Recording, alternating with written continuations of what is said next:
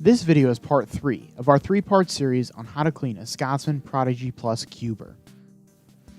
After all the parts that were removed for extra cleaning in part 2 are replaced, the final step in the cleaning process is to sanitize the machine.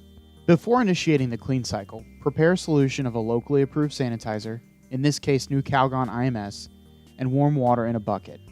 Directions and dilution ratios may vary by unit and can be found in the user manual. To initiate the clean cycle, press and release the yellow clean button on the control panel and the display will flash C for clean. When the sanitizer is ready to be added, the display will flash AD1. The premixed sanitizer should now be added directly to the water reservoir until full.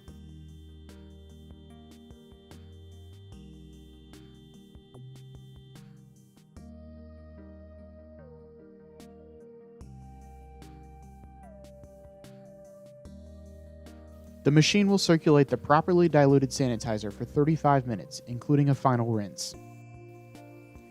When the clean cycle has completed, the machine will return to the off position and is ready to be reassembled for normal operation, starting with the evaporator cover, attaching it using the 2 thumb screws. Next, secure the top panel using the screw in the top right corner.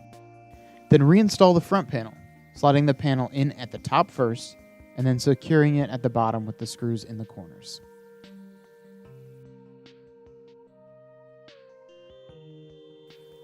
Finally, press and release the green on button and the machine should begin to produce ice normally.